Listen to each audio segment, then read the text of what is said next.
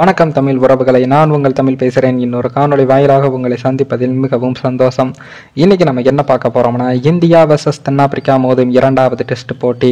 இந்திய அணியின் பிளேயிங் 11 அதிர்ச்சியில் ரசிகர்கள். அதாவது இந்தியா மற்றும் தென்னாப்பிரிக்கா அணிகளுக்கு இடையிலான 2 போட்டிகள் கொண்ட டெஸ்ட் கிரிக்கெட் தொடரானது தற்போது தென்னாப்பிரிக்காவில் நடைபெற்று வருகிறது.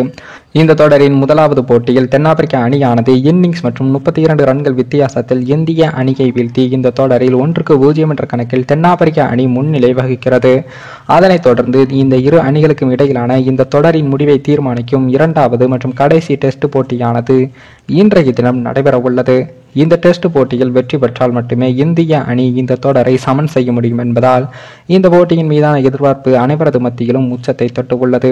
இந்த நிலையில் தான் இந்த போட்டிக்கான இந்திய அணியில் நிச்சயம் 2 முக்கிய மாற்றங்கள் இருக்கும் என்றும் எதிர்பார்க்கப்படுகிறது.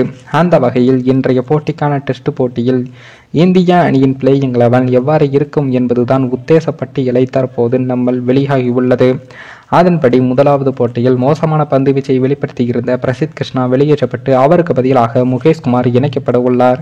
அதே போன்று சுழற்பந்து வீச்சாளரான அஸ்வின் வெளியேற்றப்பட்டு அவருக்கு பதிலாக ஜடேஜா அணியில் இணைவார். அதனை தவிர்த்து இந்திய அணியில் வேறு எந்த ஒரு மாற்றமும் இருக்காது என்றும் எதிர்பார்க்கப்படுகிறது.